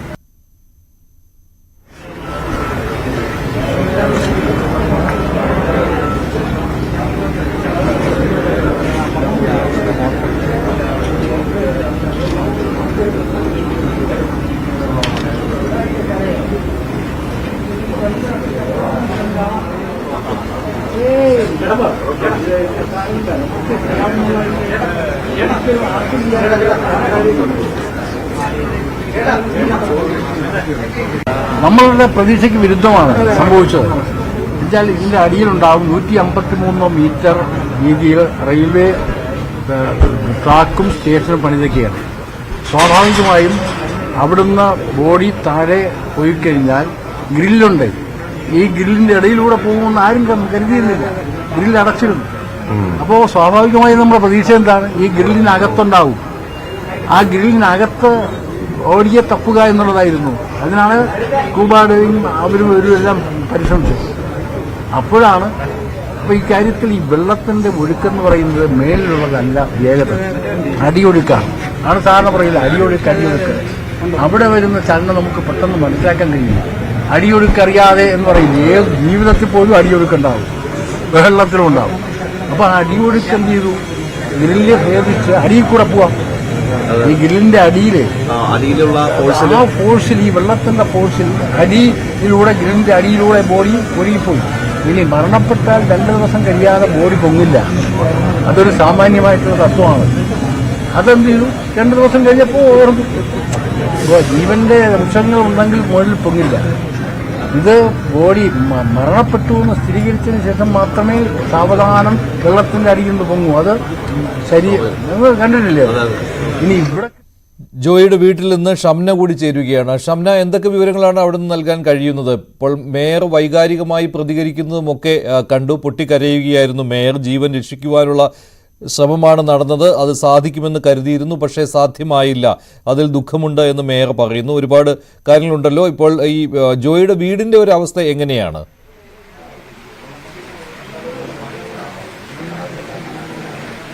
നമ്മളിപ്പോൾ ഉള്ളത് ജോയിയുടെ സഹോദരൻ്റെ വീട്ടിലാണ്. ഇതിന് തൊട്ട് പുറകിലാണ് ജോയിയുടെ വീട്. ആ വീട്ടിലേക്കുള്ള വഴി ഇപ്പോൾ പൂർണ്ണമായും തകർന്നിട്ടുണ്ട്. ഒരു ചെറിയ വഴിയായിരുന്നു അങ്ങോട്ടുണ്ടായിരുന്നത്, അത് പൂർണ്ണമായും ഇപ്പോൾ തകർന്നിട്ടുണ്ട്. അതുകൊണ്ട് തന്നെ അങ്ങോട്ട് പോകാൻ കഴിയില്ല. ജോയിയുടെ അമ്മ ഇപ്പോൾ സഹോദരൻ്റെ വീട്ടിലാണ്. ഒരു സഹോദരനും 2 സഹോദരിയുമാണ് ജോയിക്കുള്ളത്. എന്തായാലും ജോയും അമ്മയും മാത്രമായിരുന്നു ആ വീട്ടിലുണ്ടായിരുന്നത്. ആ വീട്ടിൽ കറണ്ടില്ല, വഴിയില്ല, വളരെ ദയനീയമായ, ഏത് നിമിഷവും ഇടിഞ്ഞു വീഴാവുന്ന ഒരു അവസ്ഥയിലാണ് ആ വീടുള്ളത്. ഏത് നിമിഷവും ആ വീട് ഇടിഞ്ഞു വീഴാവുന്ന ഒരവസ്ഥയിലാണ്. കഴിഞ്ഞ കുറച്ച് നേരത്തെ അമ്മ നമ്മളോട് സംസാരിച്ചിരുന്നു. ശനിയാഴ്ച രാവിലെ 6 മണിക്ക് പോയതാണ് ജോയി. വൈകിട്ട് 5 മണിയോടെ തിരിച്ചു വരുമെന്ന് പറഞ്ഞിട്ടാണ് പോയത്. പക്ഷേ ഇതുവരെയും കണ്ടില്ലെന്ന് അമ്മ പറഞ്ഞു. വളരെ സങ്കടകരമായ, ദുഃഖകരമായ ഒരവസ്ഥ തന്നെയാണ് ഇവിടെ ഉള്ളത്. നമ്മോടൊപ്പം ഇപ്പോൾ ഇവിടുത്തെ പ്രദേശവാസികളും എല്ലാവരും ഉണ്ട്. ജോയിയുടെ അമ്മയും സഹോദരിയുമാണ് ഉള്ളത്. എന്തായാലും വളരെ ദുഃഖകരമായ ഒരവസ്ഥയാണ്. കഴിഞ്ഞ ശനിയാഴ്ച രാവിലെ പോയതാണ്, 6 മണിക്ക് പോയതാണ് ജോയി. ഈ തോട്ടിൽ 46 മണിക്കൂറിലെ തിരച്ചിലിനൊടുവിൽ ജോയിക്ക് ഒരു പോറൽ പോലും ഇല്ലാതെ തിരിച്ച് കിട്ടും ജോയിയെ എന്നാണ് ഇവർ പ്രതീക്ഷിച്ചിരുന്നത്. ആ പ്രതീക്ഷയിൽ തന്നെയായിരുന്നു ഈ കുടുംബം ഉണ്ടായിരുന്നത്. എന്നാൽ വളരെ വേദനിപ്പിച്ചുകൊണ്ട് നിരാശകരമായ ഒരു ഫലമാണ് നമുക്ക് 46 മണിക്കൂറിൻ്റെ തിരച്ചിലിനൊടുവിൽ കിട്ടിയത്. നമ്മോടൊപ്പം എന്തായാലും ഇവിടെ പ്രദേശവാസികളുണ്ട്. ചേച്ചി, ഞാൻ അടുത്തുള്ളത് തന്നെ ജോയിയുടെ ബന്ധുവാണ് ഞാൻ. ജോയിയുടെ അമ്മ അവിടെ ഇരിക്കുന്നത്. അവരുമായിട്ട് സംസാരിച്ചില്ലേ? എല്ലാ ജോലിക്കും അവൻ ഏത് പണിക്കും പോണതാണ്. അവന് പൈസ ജോലി ചെയ്ത് പൈസ വാങ്ങിക്കുക എന്നുള്ളത് മാത്രമാണ് അവൻ്റെ ലക്ഷ്യം. അവൻ എല്ലാ ജോലിക്കും പോണതാണ്. ഇന്ന ജോലിയെന്ന് അവൻ മാറ്റി നിർത്തിയല്ല ചെയ്യണേ. ഏത് ജോലിക്കും അവനെ വിളിക്കുകയും ചെയ്യും. എന്ന് വെച്ചാൽ അവൻ്റെ കഴിവിൻ്റെ പരമാവധി അവൻ ജോലി ചെയ്യണ പയ്യനാണ്. അതുകൊണ്ട് എല്ലാവരും അവനെ ജോലിക്ക് വിളിച്ചുകൊണ്ട് പോകും. അവൻ ജോലി ചെയ്ത് വൈകുന്നേരത്ത് എന്നും 4 മണി 4:30 ആകുമ്പോഴത്തേക്ക് വീട്ടിൽ എത്തുന്നതാണ്. പക്ഷെ ഇന്ന് മെനഞ്ഞാന്ന് അവനെ കാണാനില്ല. ദുഃഖകരവും വേദനാജനകവുമായ സംഭവമാണ് ഉണ്ടായത്. അപകടത്തിൽ ദാരുണമായി കൊല്ലപ്പെട്ട ജോയിയുടെ വിയോഗത്തിലുള്ള അഗാധമായ ദുഃഖം, അനുശോചനം രേഖപ്പെടുത്തുകയാണ്. ഇത്രയാണ് ഈ ഘട്ടത്തിൽ ഇപ്പോൾ പറയാനുള്ളത്. ഇപ്പോൾ ആശുപത്രിയിൽ വെച്ച് ഞാൻ വേറൊരു കാര്യം പറയാൻ ഉദ്ദേശിക്കുന്നില്ല. ബാക്കി കാര്യങ്ങൾ ഞാൻ വിശദമായിട്ട് നിങ്ങളെ കാണുന്നുണ്ട്. വിശദമായി തന്നെ കാണുന്നുണ്ട്. സാധാരണ അതിനൊരു നടപടിക്രമമുണ്ട്. ക്യാബിനറ്റ് ചർച്ച ചെയ്തിട്ടാണല്ലോ തീരുമാനിക്കുക. ഗവൺമെന്റ് ഒരു കാര്യത്തിൽ അപ്പോൾ പ്രഖ്യാപിക്കാറില്ല. ക്യാബിനറ്റ് ചർച്ച ചെയ്തിട്ടാണ് കാര്യങ്ങൾ തീരുമാനിക്കുക. അങ്ങനൊരു നിവേദനം ബഹുമാനപ്പെട്ട MLA നൽകി കഴിഞ്ഞിട്ടുണ്ട് എന്നാണ് ഞാൻ മനസ്സിലാക്കുന്നത്. ബാക്കി ക്യാബിനറ്റ് ചർച്ച ചെയ്ത് തീരുമാനിക്കേണ്ട കാര്യമാണ്. MP Rajesh Thiruvananthapuram medical college ആശുപത്രിയിലാണ് ഉള്ളത്. അല്പസമയത്തിനകം ജോയിയുടെ മൃതദേഹം നാട്ടിലേക്ക് കൊണ്ടുപോകും. ജോയിയുടെ മരണത്തിന് പൂർണ്ണ ഉത്തരവാദി ഇന്ത്യൻ റെയിൽവേ ആണെന്നാണ് മന്ത്രി V ശിവൻകുട്ടി പറഞ്ഞത്. മാലിന്യ നീക്കം നടത്തേണ്ടത് റെയിൽവേയാണ്. ഇന്ത്യൻ റെയിൽവേ പരമാവധി നഷ്ടപരിഹാരം ജോയിയുടെ കുടുംബത്തിന് നൽകണമെന്ന് V ശിവൻകുട്ടി ആവശ്യപ്പെട്ടു. പ്രതിപക്ഷ നേതാവിന്റെ ആരോപണങ്ങൾ രാഷ്ട്രീയ ലാക്കോടെയുള്ളതാണെന്നും മന്ത്രി V ശിവൻകുട്ടി പറഞ്ഞു. എന്തായാലും രാഷ്ട്രീയ പോര് ഈ വിഷയത്തിൽ തുടരുമെന്ന കാര്യത്തിൽ തർക്കമില്ല. അതേസമയം തന്നെ മാലിന്യം യഥാസമയത്ത് നീക്കം ചെയ്യാത്തതാണ് ഇങ്ങനെയൊരു ദുരന്തത്തിന് കാരണമായത് എന്ന കാര്യത്തിൽ സംശയമില്ല. ഈ വിഷയത്തിൽ അധികാരികൾ ഉണർന്ന് പ്രവർത്തിക്കണം എന്ന് ആവർത്തിച്ച് ആവശ്യപ്പെടുകയാണ്. ഇന്ന് ഡോക്ടർ B ഇക്ബാലിൻ്റെ വാക്കുകൾ അതിപ്രധാനമായ ഒന്നാണ്. ഫേസ്ബുക്കിലാണ് അദ്ദേഹം കാര്യങ്ങൾ വിശദീകരിച്ചത്. മാലിന്യ കൂമ്പാരമായി സംസ്ഥാനം മാറുകയാണ്, പകർച്ചവ്യാധികൾ പടരുകയാണ്. ഇത് അതീവ ഗുരുതരമായ ഒരു സ്ഥിതിവിശേഷമാണെന്നാണ് പൊതുജനാരോഗ്യ വിദഗ്ധനായ ഡോക്ടർ B ഇക്ബാൽ ചൂണ്ടിക്കാണിച്ചത്. മാലിന്യങ്ങൾ യഥാസമയത്ത് നീക്കം ചെയ്യാത്തത് ഈ ഗുരുതരമായ അവസ്ഥയ്ക്ക് കാരണമാകുന്നുണ്ടെന്നും അദ്ദേഹം പറയുകയുണ്ടായി. ഈ വാക്കുകൾ കേൾക്കണം സംസ്ഥാന സർക്കാർ. കനത്ത മഴയിൽ എറണാകുളത്തും നാശനഷ്ടമാണ്. ചെമ്പുമുക്ക് ആട്ടിപ്പേട്ടി നഗർ റോഡ് ഇടിഞ്ഞു. ചെമ്പുമുക്ക് പള്ളിയുടെ കോമ്പൗണ്ടിലെ ഒരു ഭാഗത്തെ സംരക്ഷണ ഭിത്തികൾ ഇടിഞ്ഞു താഴ്ന്നിട്ടുണ്ട്. ഇടപ്പള്ളി തോടിന്റെ ഭാഗമാണ് താഴ്ന്നത്. 2 മാസം മുൻപാണ് റോഡിന്റെ പണി പൂർത്തിയായത്. നവമി ദിനേശ് തയ്യാറാക്കിയ റിപ്പോർട്ട് കാണാം. പാലാരിവട്ടത്ത് നിന്നും കാക്കനാടേക്ക് പോകുന്ന റൂട്ടിൽ നിന്നും, അതായത് ചെമ്പുമുക്ക് പാലം ഇറങ്ങി അതിനോട് ചേർന്നുള്ള ഒരു വഴിയാണ്, ഈ റോഡാണ് ഇത്തരത്തിൽ ഇടിഞ്ഞ് താഴ്ന്ന നിലയിൽ കാണപ്പെട്ടത്. ഇന്ന് രാവിലെ 4 മണിയോടെയായിരുന്നു സംഭവം ഉണ്ടായത്. ഈ നാട്ടുകാരൊക്കെ പറയുന്നത് ഇതെന്താണ് സംഭവിച്ചതെന്ന് മനസ്സിലാകുന്നില്ല. കാരണം കഴിഞ്ഞ ദിവസം അതിശക്തമായിട്ടുള്ള മഴ പെയ്തിരുന്നു. ഇതിന്റെ ഭാഗമായി വെള്ളം പോകുന്ന ഒരു അതിശക്തമായി തന്നെ വെള്ളം കുത്തി ഒലിച്ചു പോകുന്ന ഒരു സാഹചര്യം ഉണ്ടായി. അതിന്റെ ഭാഗമായിട്ടായിരിക്കും ഇത്തരത്തിൽ ഇടിഞ്ഞ് വീണതെന്നാണ് നാട്ടുകാരും കൌൺസിലറും അടക്കം പറയുന്നത്. ഇത് ഏകദേശം 200ഓളം വീടുകളിലേക്ക് പോകുന്ന റോഡാണ്. ഒപ്പം ഒരു സ്കൂളും ഒരു അസീസിയ സ്കൂളും ഇവിടെയുണ്ട്. അപ്പോൾ സ്കൂൾ ബസ്സും ഇരുചക്ര വാഹനങ്ങളും കാറും അങ്ങനെ എല്ലാ വാഹനങ്ങളും പോകുന്ന ഒരു മെയിൻ റോഡാണ്. അവിടെയാണ് ഇത്തരത്തിൽ ഇടിഞ്ഞ രീതിയിൽ കണ്ടെത്തിയത്. ഇന്ന് സ്കൂൾ അവധിയായതിനാൽ രാവിലെ സ്കൂൾ ബസ് ഇതിലെ പോയിരുന്നില്ല. അതുകൊണ്ടാണ് വലിയൊരു അപകടം ഒഴിവായത്. ഇതിന് ആദ്യമേ തന്നെ നമുക്ക് ദൈവാനുഗ്രഹം അത് മാത്രമേ ആദ്യം പറയുന്നത്. കാരണം ഇന്ന് സ്കൂളും ഒന്നും ഇല്ലാത്തതിന്റെ പേരിൽ ഇന്ന് കുട്ടികളുടെ സഞ്ചാരവും മറ്റ് ജനങ്ങളുടെ സഞ്ചാരവും ഒന്നും ഉണ്ടായിരുന്നില്ല. ഇത് കണ്ടപ്പോൾ തന്നെ ഇതെല്ലാം റോഡ് രണ്ട് സൈഡും ഇവിടെ ഞാൻ നമ്മുടെ സഹപ്രവർത്തകരെ കൂടി ബ്ലോക്ക് ചെയ്തു. ഇത് നമ്മൾ 2 മാസമുള്ളിൽ നമ്മൾ ഈ റോഡ് പണിതിട്ട്, പക്ഷേ പണിതയിൽ ആ ഭാഗത്തൊന്നും ഒരു മിസ്റ്റേക്ക് അപാകതയില്ല. കാരണം ആ കെട്ട് ഇവർ അനങ്ങിയിട്ട് പോകുന്നുണ്ട്. അത് ഇതിന്റെ കാരണം എന്താണെന്ന് വെച്ചാൽ എടപ്പള്ളി തോട് കഴിഞ്ഞ ദിവസം ക്ലീൻ ചെയ്താൽ JCBക്ക് തോട് ക്ലീൻ ചെയ്തപ്പോഴത്തേക്കും ചെളിയെല്ലാം കോരി പടിയുന്ന കുറവ്. ഇവിടെ ഈ പള്ളി കോമ്പൗണ്ടിൽ വരുന്ന വെള്ളത്തിന്റെ സ്രോതസ് വളരെ കൂടുതലാണ്. നമ്മൾ ഇങ്ങനെ നോക്കിയാൽ അറിയാൻ പറ്റും വെള്ളത്തിന്റെ അളവ്. അപ്പോൾ ആ അളവിൽ വെള്ളം പോയി ചെളിയെല്ലാം അങ്ങോട്ട് പോയതിന്റെ പേരിൽ പള്ളി കോമ്പൗണ്ട് മതിലിടിഞ്ഞു. മതിലിന്റെ ഭാഗമാണ് താഴേക്ക് ഇരുന്നേക്കുന്നത്. അപ്പൊ നമ്മൾ കെട്ടിയ ഭാഗത്തുള്ള ഒരു മിസ്റ്റേക്കും ഇത് വന്നിട്ടില്ല. ആ കെട്ടുള്ളതിന്റെ പേര് അവിടെ നിൽക്കണം, അല്ലെങ്കിൽ ഇത് മുഴുവനും എടപ്പള്ളി തോട്ടിലേക്ക് മറിഞ്ഞു. എന്തായാലും ഇത് കണ്ട ഉടനെ തന്നെ നാട്ടുകാർ ഈ റോഡിലേക്കുള്ള വാഹനങ്ങളെല്ലാം നിരോധിച്ചു കഴിഞ്ഞു. 2 വർഷം മുൻപാണ് വലിയ പ്രശ്നങ്ങളായി കിടന്ന ഒരു വഴി വലിയ പ്രതിഷേധങ്ങൾക്കൊടുവിൽ 2 മാസം മുൻപാണ് ഇവിടെ റോഡ് പണിതത്. ഏകദേശം 8 അടിയോളം ഇടിഞ്ഞ് താഴ്ന്ന നിലയിലാണ് ഇപ്പോൾ ഈ റോഡ് കാണപ്പെടുന്നത്. അതൊരു 3 വർഷം മുമ്പ് ഉള്ള ഒരു മഴയിലാണ്, ഓഗസ്റ്റ് 6-നാണ് ഇത് ആദ്യം ഇടിഞ്ഞു പോയത്. ഇടിഞ്ഞെന്ന് പറഞ്ഞാൽ ഇത്രയും വലിയ ആഘാതത്തോടു കൂടിയിട്ട് ഇടിഞ്ഞിട്ടുണ്ടായിരുന്നില്ല. ഒരു വിള്ളൽ വന്നിട്ട് ഒരു സൈഡ് താന്നു പോവുകയാണ് ചെയ്തിരുന്നത്. പക്ഷെ അത് റിപ്പയർ ചെയ്ത് സഞ്ചാരയോഗ്യമാക്കിയിട്ട് ഇപ്പോൾ ഒരു 3-4 മാസമേ ആയിട്ടുള്ളൂ. അപ്പോൾ വീണ്ടും ഇങ്ങനെ ഒരു വലിയ പ്രശ്നം ഉണ്ടാവുക എന്ന് പറയുമ്പോഴത്തേക്ക് ഞങ്ങൾ ഇവിടെ താമസിക്കുന്ന ഫ്ളാറ്റുണ്ട്, കുറേയധികം വീട്ടുകാരുണ്ട്, ഒരു 1000-ഓളം ജനങ്ങൾ ഇവിടെ താമസിക്കുന്നുണ്ട്. 3500 കുട്ടികൾ പഠിക്കുന്ന അസീസി സ്കൂളുണ്ട്, നഴ്സിംഗ് കോളേജുണ്ട്. ഞങ്ങൾക്ക് ഇപ്പം ഇത് താൽക്കാലികമായിട്ടാണെങ്കിലും ഈ ഒരു റോഡ് പണിത് ചെയ്ത് തന്നത് മുനിസിപ്പാലിറ്റിയാണ്, തൃക്കാക്കര മുനിസിപ്പാലിറ്റിയാണ്. അപ്പോൾ അവരുടെ കൌൺസിലറും MLAയും ഒക്കെ അതിൽ ശക്തമായിട്ട് ഇടപെട്ട് ഞങ്ങൾക്കത് ചെയ്ത് കിട്ടി. പക്ഷെ അത് വീണ്ടും ഇടിഞ്ഞു പോയ സ്ഥിതിയിൽ ഇനി എന്നത് ശരിയാകും എന്നുള്ളതിനെ പറ്റിയിട്ടുള്ള വലിയ ആശങ്കയുണ്ട്. ഇതിന് റോഡിന് തൊട്ട് സൈഡിലായി ഇടപ്പള്ളി തോട് കൂടി ഒഴുകുന്ന ഒരു സാഹചര്യമുണ്ട്. ഈ ഇടിഞ്ഞു വീണു, അതായത് നമുക്ക് ഈ കാണാം ഇതിന്റെ കൈവരികൾ ഇടിഞ്ഞിട്ടില്ല. അപ്പോൾ ഇവിടെ കൌൺസിലർ അടക്കം പറയുന്നത് ആ വഴി കെട്ടിയതിന്റെ അല്ലെങ്കിൽ കൈവരി കെട്ടിയതിന്റെ അശാസ്ത്രീയത ഒന്നുമില്ല. ഈ ശക്തമായിട്ടുള്ള മഴവെള്ളം അത് കുത്തിയൊലിച്ചതുകൊണ്ടാണ് ഇത്ര റോഡിന് വലിയൊരു അപകടം സംഭവിച്ചിരിക്കുന്നതെന്നാണ് കൌൺസിലർ അടക്കം വ്യക്തമാക്കുകയും ചെയ്യുന്നത്. ഏതായാലും വലിയൊരു അപകടമാണ് ഒഴിവായത്. നമുക്ക് കാണാം ഈ 2 KCBയുടെ തന്നെ 2 പോസ്റ്റുകളും ഈ റോഡിലേക്ക് അപകടമായ രീതിയിലേക്ക് മറിഞ്ഞു നിൽക്കുന്ന സാഹചര്യമാണ്. എന്തായാലും KCB ഉദ്യോഗസ്ഥർ ഇവിടെ എത്തി പരിശോധനകൾ നടത്തിയിട്ടുണ്ട്. വലിയൊരു അപകടം തന്നെയാണ് ഈ ദൃശ്യങ്ങൾ കാണുമ്പോൾ മനസ്സിലാകും ഒഴിവായിട്ടുള്ളത്. എന്തായാലും ഈ കൌൺസിലർ അടക്കം ഇവിടെ എത്തിയിട്ടുണ്ട്. ഈ വിഷയത്തിൽ ഉടനെ ഒരു നടപടി, ഈ റോഡ് പുനർനിർമ്മിക്കുന്നതിന് വേണ്ടിയിട്ടുള്ള നടപടി ഉണ്ടാകുമെന്നാണ് കൌൺസിലറും വ്യക്തമാക്കുന്നത്. ക്യാമറാമാൻ ശ്യാംകുമാറിനോടൊപ്പം നവമി ദിനേശ്, ന്യൂസ് 18 കൊച്ചി. കണ്ണൂർ, കാസർഗോഡ് ജില്ലകളിൽ കനത്ത മഴയാണ് ഇന്ന്. വരും ദിവസങ്ങളിലും മഴ മുന്നറിയിപ്പ് നൽകിയിട്ടുണ്ട്. 24 മണിക്കൂറും പ്രവർത്തിക്കുന്ന കൺട്രോൾ റൂമുകൾ തുടങ്ങി.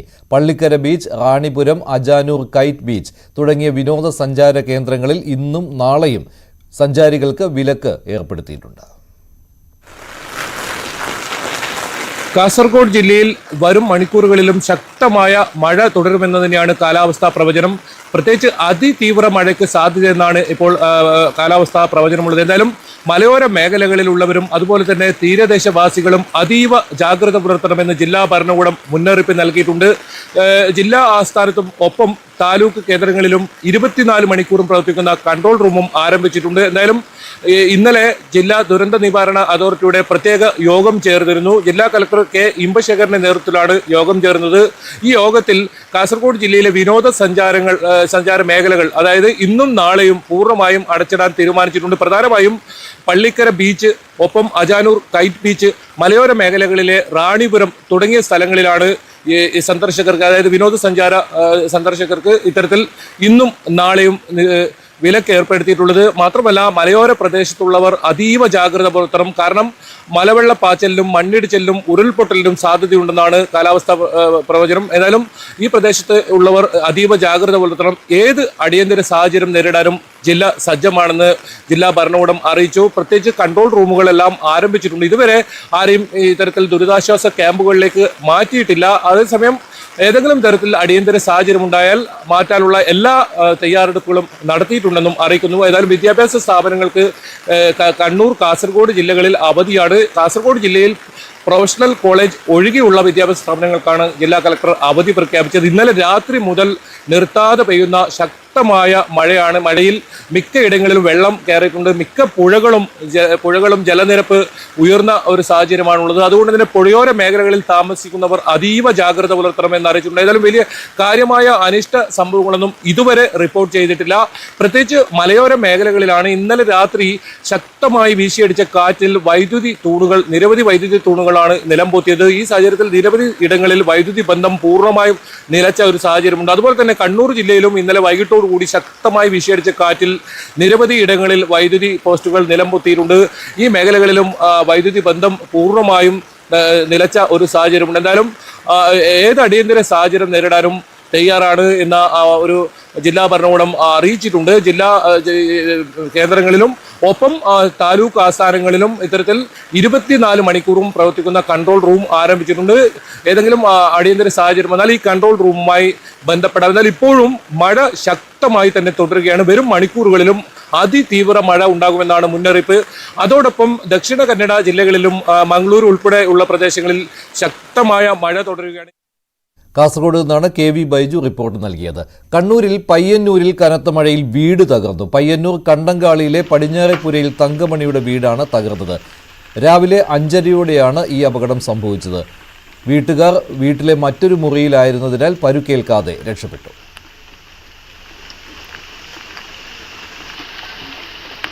കോഴിക്കോട് വടകരയിൽ കനത്ത മഴയിലും കാറ്റിലും റോഡരികിൽ പാർക്ക് ചെയ്ത കാറിന് മുകളിലേക്ക് മരം കടപുഴകി വീണു.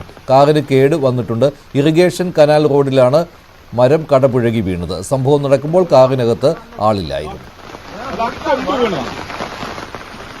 കോട്ടയം ജില്ലയിലും മഴക്കെടുതിയിൽ വലിയ നാശനഷ്ടമാണ് ഉണ്ടായിരിക്കുന്നത്. പാലാ പ്രവിത്താനത്ത് ശക്തമായ കാറ്റിൽ വൈദ്യുതി പോസ്റ്റ് തകർന്നു വീണു. നിരവധി വാഹനങ്ങൾക്ക് കേടുപാടുണ്ടായി. വെച്ചൂരിൽ വാഹനങ്ങൾക്ക് മുകളിലേക്ക് മരം വീണു. ജി ശ്രീജിത്ത് തയ്യാറാക്കിയ റിപ്പോർട്ട്. ശ്രീജിത്ത് തത്സമയം ചേരുകയാണ്. ശ്രീജിത്ത്, ഇന്ന് കോട്ടയം ജില്ലയിൽ ഏതെല്ലാം ഭാഗങ്ങളിലാണ് മഴ കാരണമുള്ള പ്രശ്നങ്ങൾ ഉണ്ടായിരിക്കുന്നത്? മഞ്ജുഷ്, പാലാ പ്രവിത്താനം ഒപ്പം തന്നെ വൈക്കം വെച്ചൂർ, ഈ രണ്ട് മേഖലകളിലാണ് അതിശക്തമായ കാറ്റുണ്ടായത്. മഴയുണ്ട്, പക്ഷെ അതിനപ്പുറത്തേക്ക് കാറ്റ് വലിയ ദുരന്തം വിതയ്ക്കുന്നു എന്നുള്ളതാണ് ഇന്ന് കണ്ടത്. ഇന്നലെ രാമപുരം മേഖലയിലും അതിശക്തമായ കാറ്റിൽ നിരവധി മരങ്ങൾ കടപുഴകി വീഴുന്ന സാഹചര്യം ഉണ്ടായിരുന്നു. ഇന്നിപ്പോൾ പ്രവിത്താനത്ത് നിരവധി വൈദ്യുത പോസ്റ്റുകൾ തകർന്ന് വീണിട്ടുണ്ട്. അവിടെ പാർക്ക് ചെയ്തിരുന്ന സ്കൂട്ടറുകൾക്ക് മേലെ അടക്കം ഈ പോസ്റ്റുകൾ വീഴുന്ന കാഴ്ചയാണ് നമുക്ക് കാണാൻ സാധിച്ചത്. വൈക്കം വെച്ചൂരിലാണ് ഈ കാറുകൾക്ക് മേലെ വാഹനങ്ങൾ വീണത്.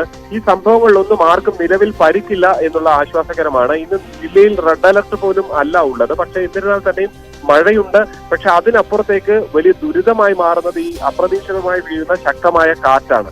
മഞ്ജു, ശരി. കോട്ടയം ജില്ലയിൽ കനത്ത കാറ്റാണ് ഇപ്പോൾ നാശമുണ്ടാക്കിക്കൊണ്ടിരിക്കുന്നത്.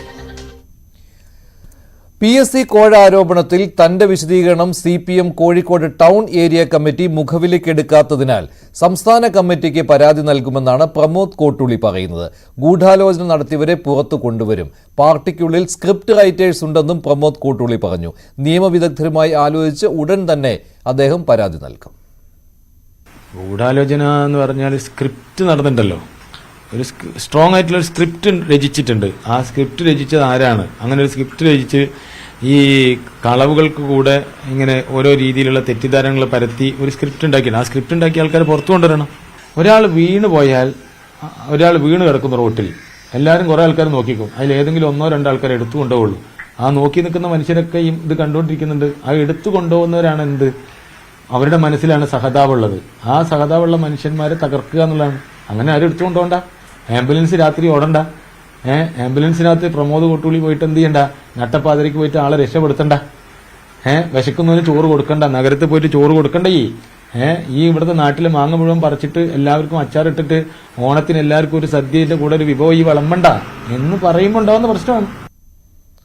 പാർട്ടിയിൽ നിന്ന് പുറത്താക്കിയ പ്രമോദ് കോട്ടൂളി പക്ഷേ സംസ്ഥാന കമ്മിറ്റിക്ക് പരാതി നൽകാൻ പോവുകയാണ്. അദ്ദേഹം കടുത്ത ഭാഷയിലാണ് ഇപ്പോൾ തനിക്കെതിരെയുള്ള നീക്കങ്ങളെ പ്രതിരോധിക്കാൻ ഒരുങ്ങുന്നത്. കോഴയിൽ സമഗ്ര അന്വേഷണം ആവശ്യപ്പെട്ടാണ് BJP ഇന്ന് കോഴിക്കോട് കളക്ടറേറ്റിലേക്ക് മാർച്ച് നടത്തിയത്. BJP സംസ്ഥാന general secretary MT Ramesh March ഉദ്ഘാടനം ചെയ്തു. എന്തായാലും ഈ വിഷയം പ്രതിപക്ഷവും ഇപ്പോൾ ശക്തമായി ഉന്നയിച്ചുകൊണ്ടിരിക്കുകയാണ്. CPM-ൽ തന്നെ ഇത് പാർട്ടിക്കുള്ളിൽ വലിയ അങ്ങോട്ടും ഇങ്ങോട്ടുമുള്ള തർക്കങ്ങൾക്ക് കാരണമാകുമോ എന്നാണ് ഇനി അറിയാനുള്ളത്. പ്രമോദ് കോട്ടൂളി എന്തായാലും തുടർച്ചയായി മാധ്യമങ്ങളോട് പ്രതികരിച്ചു കൊണ്ടിരിക്കുകയാണ്. മറ്റൊരു വാർത്തയിലേക്ക്. എറണാകുളം ചെങ്ങമനാട് ആത്മഹത്യ ചെയ്ത 14-കാരൻ ഓൺലൈൻ ഗെയിമിന്റെ ഇരയാണെന്ന് പോലീസ്. ആത്മഹത്യയിൽ വിശദമായ അന്വേഷണം നടത്തേണ്ടതുണ്ട്. ആലുവ DYSPയുടെ മേൽനോട്ടത്തിലാണ് അന്വേഷണം നടക്കുക. മഴക്കോട്ടിട്ട് തൂങ്ങി മരിച്ച നിലയിലായിരുന്നു മൃതദേഹം കണ്ടെത്തിയത്. കാസർഗോഡ് പഞ്ചിക്കലിൽ സ്കൂൾ വരാന്തയിൽ നവജാത ശിശുവിനെ ഉപേക്ഷിച്ച നിലയിൽ കണ്ടെത്തി. ദേലമ്പാടി പഞ്ചിക്കൽ ശ്രീകൃഷ്ണമൂർത്തി AUP സ്കൂളിന്റെ വരാന്തയിലാണ് ഇന്നലെ വൈകിട്ട് 1 ദിവസം പ്രായമായ പെൺകുഞ്ഞിനെ കണ്ടത്. കുട്ടിയുടെ കരച്ചിൽ കേട്ടാണ് നാട്ടുകാർ വിവരമറിയുന്നത്. ആരോഗ്യ പ്രശ്നങ്ങൾ ഇല്ലെന്ന് ആരോഗ്യവകുപ്പ് അറിയിച്ചു. ആദൂർ പോലീസ് കേസെടുത്ത് അന്വേഷണം തുടങ്ങിയിട്ടുണ്ട്.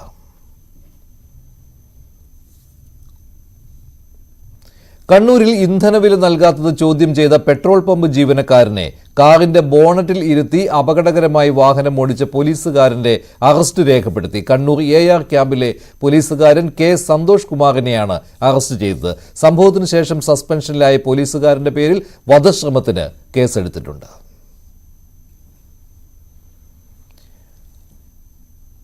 കോട്ടയം കൂരോപ്പട പഞ്ചായത്തിൽ LDFന് ഭരണം നഷ്ടമായി. BDJS അംഗത്തിന്റെ പിന്തുണയിൽ കോൺഗ്രസിലെ അമ്പിളി പഞ്ചായത്ത് പ്രസിഡന്റായി.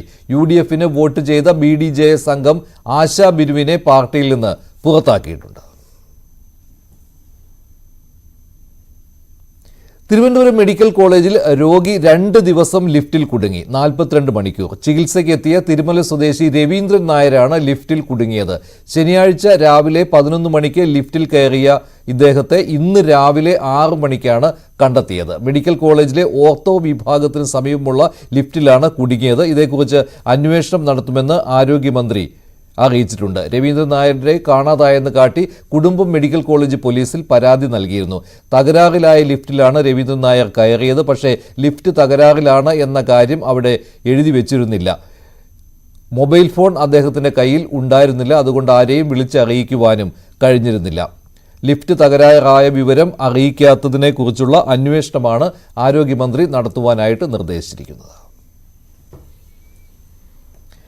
കോപ്പ അമേരിക്ക ഫുട്ബോൾ കിരീടം അർജന്റീന നിലനിർത്തി. അധിക സമയത്തേക്ക് നീണ്ട മത്സരത്തിൽ എതിരില്ലാത്ത 1 ഗോളിനായിരുന്നു അർജന്റീന കൊളംബിയയെ തോൽപ്പിച്ചത്. പകരക്കാരനായി എത്തിയ ലൗട്ടാരോ മാർട്ടിനസ് ആണ് വിജയ ഗോൾ നേടിയത്. ജയത്തോടെ കോപ്പയിൽ അർജന്റീനയുടെ കിരീട നേട്ടം 16 ആയിട്ടുണ്ട്. കൂടുതൽ വിവരങ്ങളുമായി എൽദോ പോൾ പുതുശ്ശേരി ചേരുകയാണ്. എൽദോ, ഈ മത്സരത്തിൽ മെസ്സി പരുക്കേറ്റ് പുറത്തു പോകേണ്ട ആ ഒരു സാഹചര്യം ഉണ്ടായിരുന്നു. ഏഞ്ചൽ ഡി മരിയയുടെ വിടവാങ്ങൽ മത്സരം. എന്തായാലും ഇത് അർജന്റീന ഈ കപ്പ് ഉയർത്തും എന്നുള്ള രീതിയിൽ തന്നെയായിരുന്നു കളിച്ചത്. പക്ഷേ മത്സരം അത് പ്രതീക്ഷിച്ച രീതിയിലേക്ക് ഉയർന്നില്ലല്ലോ. ഉറപ്പായിട്ടും മഞ്ജുഷ, അത്തരം ഒരു മികവിലേക്ക് അർജന്റീന ഉയർന്നില്ല എന്നുള്ളതാണ്, പ്രത്യേകിച്ചും ആദ്യ പകുതിയിൽ. പക്ഷേ രണ്ടാം പകുതിയിൽ കളി വ്യത്യസ്തമായിരുന്നു. ഒരുപക്ഷെ ലയണൽ മെസ്സിക്ക് കണ്ണീരോടുകൂടി പരിക്കേറ്റ് മടങ്ങേണ്ടി വന്നുവെങ്കിൽ പോലും അർജന്റീനയുടെ കളി മികവ് ഉയർന്നത് രണ്ടാം പകുതിയിലായിരുന്നു. നിക്കോ ഗോൺസാലസ് അർജന്റീനയുടെ സൂപ്പർ നായകൻ ലയണൽ മെസ്സിക്ക് സബ്സ്റ്റിറ്റ്യൂട്ടായി എത്തിയതിന് പിന്നാലെ അർജന്റീനയുടെ കളത്തിലെ പോരാട്ടവും മാറുന്നത് അത് വേറൊരു വ്യത്യസ്ത കാഴ്ചയായി. പക്ഷേ അപ്പോൾ പോലും ഈ ഡഗ് ഔട്ടിൽ ഇരുന്ന് കരയുന്ന ലയണൽ മെസ്സി ഒരു സങ്കട കാഴ്ചയായിരുന്നു. ആ കരയുന്ന ലയണൽ മെസ്സിക്ക് ഒരു കണ്ണീരിന്റെ വലിയ സങ്കടം നിലനിൽക്കുകയാണ്. അത് മത്സരം എക്സ്ട്രാ ടൈമിലേക്ക് നീളുന്നത്. നിശ്ചിത സമയത്ത് ഇരു ടീമിനും ഗോൾ രഹിതമായി തുല്യത പാലിക്കേണ്ടി വന്നു. 74-ാം മിനിറ്റിൽ അർജന്റീനയുടെ ഗോൾ ശ്രമം അത് ഓഫ് സൈഡ് വിളിച്ച് അത് പാഴായതോടുകൂടി വീണ്ടും ഗോളിലേക്കായുള്ള തുടരെ ആക്രമണം നടന്നു. പ്രത്യേകിച്ചും ആ ലെഫ്റ്റ് വിങ്ങിലൂടെ ഇന്ന് വിരമിക്കൽ മത്സരം നടത്തിയ ഏഞ്ചൽ ഡി മരിയ മനോഹരമായിട്ടുള്ള നീക്കങ്ങളാണ് നടത്തിയത്. നിക്കോ ഗോൺസാലസിനെയും കൂട്ടുപിടിച്ച് ഗംഭീരമായിട്ടുള്ള നീക്കങ്ങൾ കൊളംബിയൻ ഗോൾ മുഖത്തുണ്ടായി. പക്ഷേ അപ്പോഴൊന്നും മറ്റൊന്നും ഗോളിലേക്ക് എത്താതെ പോയി എന്ന് മാത്രം. എന്നാൽ ആദ്യ പകുതി വ്യത്യസ്തമായിരുന്നു. ആദ്യ പകുതിയിൽ കൂടുതൽ ഗോളാക്രമണങ്ങളും പന്തടക്കവും എല്ലാം കൊളംബിയയ്ക്ക് സ്വന്തമായിരുന്നു. പക്ഷേ അവിടെയും കൊളംബിയ പരാജയപ്പെട്ടു. ഹമേഷ് റോഡ്രിഗസിന് ഒരു കോപ്പ അത് അന്യമായി തന്നെ നിൽക്കുന്നു. അങ്ങനെ ഏറ്റവും ഒടുവിൽ 112ാമത്തെ മിനിറ്റിലാണ് അർജന്റീനയ്ക്ക് ആ വിജയ ഗോൾ സ്വന്തമാകുന്നത് ലൗതാരോ മാർട്ടിനസിലൂടെ. ലൗതാരോ മാർട്ടിനസ് ആ ഗോൾ നേടിയതും പിന്നെ അർജന്റീനയ്ക്ക് 8 മിനിറ്റിന്റെ സമയം മാത്രമേ പിടിച്ചു നിൽക്കുക എന്നുള്ള ഒരു ലക്ഷ്യത്തിൽ നീങ്ങേണ്ടതുണ്ടായിരുന്നു, അല്ലെങ്കിൽ പ്രതിരോധത്തിലേക്ക് നീങ്ങേണ്ടതുണ്ടായിരുന്നുള്ളൂ. ആ ഒരു സാഹചര്യത്തിൽ കൃത്യമായ സ്കലോണി ഡിഫൻഡർമാരെ കൂടുതൽ കളത്തിലിറക്കി ഒട്ടമന്റിയെ കൊണ്ടുവരുന്നു. അങ്ങനെ ഒരു പ്രതിരോധത്തിന്റെ നല്ലൊരു പാഠം തന്നെ അവസാന 8 മിനിറ്റിൽ അർജന്റീന കാഴ്ചവെക്കുകയും ചെയ്തു. ഏറ്റവും ഒടുവിലത്തെ സെക്കൻഡുകളിൽ കൊളംബിയ പൊരുതി നോക്കിയെങ്കിൽ പോലും 16ാം കോപ്പ അമേരിക്ക കിരീടം എന്ന ലക്ഷ്യത്തിലേക്ക് അർജന്റീനയെ തടഞ്ഞു വെക്കുക അസാധ്യമായിരുന്നു. ലയണൽ മെസ്സിക്ക്, അർജന്റീന സംഘത്തിന് ഇത് കിരീടങ്ങളുടെ സുവർണകാലമാണ്. ഒരു കാലഘട്ടത്തിൽ നമുക്കറിയാം 2014, 2012, 2016 ഒക്കെ ലോകകപ്പിലും കോപ്പ അമേരിക്കയിലും ആകെ ആടിയൊളിഞ്ഞ അർജന്റീന ഇപ്പോൾ തുടരെ കിരീടങ്ങൾ നേടി ലോകത്തെ ഏറ്റവും മികച്ച സംഘമായി നിലനിൽക്കുന്നു. ഈ ഒരു കാഴ്ച മലപ്പുറത്തുണ്ടായിരുന്നു. മലപ്പുറത്ത് അർജന്റീനയുടെയും മെസ്സിയുടെയും ആരാധകർ ആവേശത്തിലായിരുന്നു. ഇടയ്ക്ക് മെസ്സി പരിക്കേറ്റ് പിന്മാറേണ്ടി വന്നതും ഡഗ്ഔട്ടിലിരുന്ന് കരഞ്ഞതും ഒക്കെ ആരാധകരെ നിരാശരാക്കിയിരുന്നു. പക്ഷേ അവസാനം ഏഞ്ചൽ ഡി മരിയയ്ക്ക് വേണ്ടി മെസ്സി ഈ കപ്പ് ഉയർത്തുന്നത് കാണുന്നതിലുള്ള ആവേശം മലപ്പുറത്തെ ആരാധകർക്കുണ്ടായിരുന്നു. അവരുടെ ആവേശം പെരുമഴയ്ക്ക് പോലും അടക്കി നിർത്താൻ കഴിഞ്ഞില്ല. CV അനുമോദിന്റെ റിപ്പോർട്ട് കാണാം.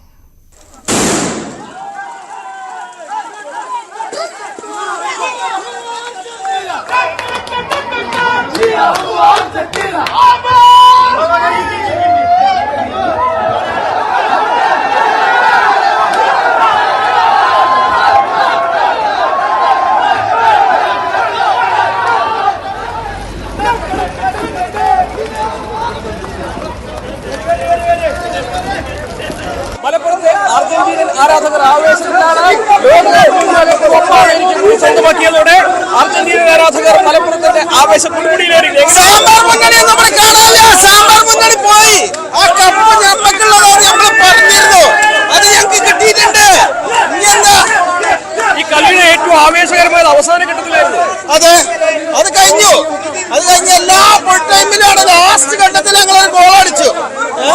അത് തികച്ചു. ഡിമറിയന്റെ വിരമിക്കലിന്റെ ഒരു കപ്പായി. മെസ്സി വിരമിക്കോ? അതോടെ മെസ്സി വിരമിക്കോ എന്ന് പറയാനായിട്ടില്ല. അത് കാത്തിരുന്ന് കാണണം. അടിപൊളി കളി. ലോകം കണ്ട ഏറ്റവും നല്ല കളിക്കാരനാണ് ലയണൽ മെസ്സിക്ക് പരിക്ക്. ടീം പതറിയില്ല, ടീം പതറൂല. കാരണം ഓരോരോ കളിക്കാരനും മെസ്സി വാർത്തെടുത്ത കളിക്കാരനാണ്, സ്കൊളാനി വാർത്തെടുത്ത കളിക്കാരനാണ്. സാക്ഷാൽ ഡിമറിയ മലാക്കന്മാരെ പോലെ ഉയർന്നു. ലൗതാരോ മാർട്ടിനസ് എന്ന ഗോളടി യന്ത്രം ലീഗിലെ ടോപ്പ് സ്കോറായിട്ട് 5 ഗോൾ അടിച്ചുകൊണ്ട് ഈ കോപ്പ അമേരിക്കയിലെ ടോപ്പ് സ്കോറായി. 2 Copa America, 1 world cup, 1 Finalissima. ഇതിനെക്കാട്ടി എങ്ങോട്ട് വേണം മെസ്സിക്ക്? യൂറോ കപ്പ് നേടാൻ ഇത്തവണയും ഇംഗ്ലണ്ടിന് കഴിഞ്ഞില്ല. കിരീടം സ്പെയിൻ സ്വന്തമാക്കി. ഇംഗ്ലണ്ടിനെ 1-നെതിരെ 2 ഗോളുകൾക്ക് തോൽപ്പിച്ചാണ് കിരീട നേട്ടം. മത്സരം തീരാൻ 4 മിനിറ്റ് ബാക്കി നിൽക്കെ ഓയർ സബാലാണ് വിജയ ഗോൾ നേടിയത്. തുടർച്ചയായ 2ാം തവണയും ഫൈനലിൽ ഇംഗ്ലണ്ടിന് അടിതെറ്റുകയായിരുന്നു.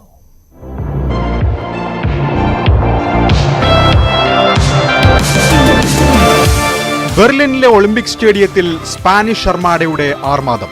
യുവത്വവും പരിചയസമ്പത്തും ഒത്തൊരുമിച്ച സ്പാനിഷ് സംഘം യൂറോപ്പിന്റെ നെറുകയിൽ. പ്രതിരോധത്തിലൂന്നിയായിരുന്നു ആദ്യ പകുതി, പ്രത്യേകിച്ച് ഇംഗ്ലണ്ട്. യമാലും നിക്കോയും മുന്നേറ്റങ്ങൾ നടത്തിയെങ്കിലും ഇംഗ്ലീഷ് പ്രതിരോധത്തിൽ തട്ടി മടങ്ങി. ഗോൾ രഹിതമായിരുന്നു ആദ്യ പകുതിയെങ്കിൽ 2ാം പകുതി ആരംഭിച്ച 1 മിനിറ്റിനുള്ളിൽ സ്പെയിൻ വലകുലുക്കി. ഇംഗ്ലീഷ് താരങ്ങളെ വെട്ടിച്ച് യമാൽ നൽകിയ പാസിൽ നിക്കോയുടെ ഇടങ്കാൽ ഷോട്ട് പിക്ഫോർഡിനെ മറികടന്ന് വലയിൽ. ഗോൾ നേടിയതോടെ സ്പെയിൻ കൂടുതൽ അക്രമകാരികളായി. റിലയൻസിന്റെ ഗോൾ മുഖത്ത് അവർ നിരന്തരം ആക്രമണം നടത്തി. 60ാം മിനിറ്റിൽ ക്യാപ്റ്റൻ ഹാരി കെയ്നെയും 70ാം മിനിറ്റിൽ കോബി മെയ്നുവിനെയും പിൻവലിച്ച ഇംഗ്ലീഷ് പരിശീലകൻ ഗാരത്ത് സൗത്ത്ഗേറ്റിന്റെ തന്ത്രം ഫലിച്ചു. മെയ്നുവിന് പകരക്കാരനായെത്തിയ ചെൽസി താരം കോൾ പാമർ കളത്തിറങ്ങി 4ാം മിനിറ്റിൽ ഇംഗ്ലണ്ടിന് പ്രതീക്ഷ നൽകി. ബോക്സിനുള്ളിൽ ബുക്കായ സാക്കയുടെ പാസ് ജൂഡ് ബെലിംഗത്തിന്. ബെലിംഗത്തിൽ നിന്ന് പന്ത് സ്വീകരിച്ച പാമറുടെ ഷോട്ട് സ്പാനിഷ് പ്രതിരോധ നിരയെ കീറിമുറിച്ച് വലയിലേക്ക്. നിശ്ചയ സമയം തീരാൻ 4 മിനിറ്റ് ബാക്കി നിൽക്കെയായിരുന്നു ടൂർണമെന്റിന്റെ ഫേവറേറ്റുകളുടെ വിജയ ഗോൾ. ഇടതുവിംഗിൽ നിന്ന് നീട്ടി നൽകിയ പാസിന് നായകൻ അൽവാരോ മൊറോട്ടയ്ക്ക് പകരമെത്തിയ ഒയർസബാലിന് കാൽ വെച്ചു കൊടുക്കേണ്ട ദൗത്യമേ ഉണ്ടായിരുന്നുള്ളൂ. ജയത്തോടെ സ്പെയിനിന്റെ 4ാം യൂറോ കിരീടം, സുവർണ തലമുറയ്ക്ക് ശേഷമുള്ള ആദ്യ കിരീടവും. Sports desk, news 18. ഇനി സ്വർണം വെള്ളി നിരക്കുകൾ കൂടി നോക്കാം. കവിത ഗോൾഡ് ആൻഡ് ഡയമണ്ട്സ് ഇന്നത്തെ സ്വർണം വെള്ളി നിരക്കുകൾ നിങ്ങൾക്കായി സമർപ്പിക്കുന്നത് wedding collections from Kavitha gold and diamonds. സ്വർണം 22 ക്യാരറ്റ് ഗ്രാമിന് 6710, പവന് 53,680. 18 ക്യാരറ്റ് ഗ്രാമിന് 5605, പവന് 44,840.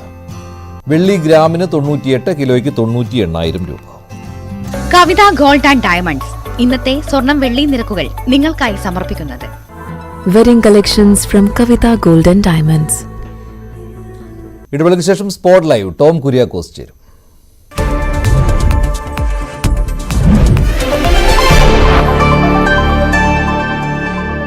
അദ്ദേഹം ഇവിടെ നിന്ന് നിങ്ങളിതിന്റെ കോൺട്രാക്ട് ആണോ? അല്ലല്ലോ. പിന്നെ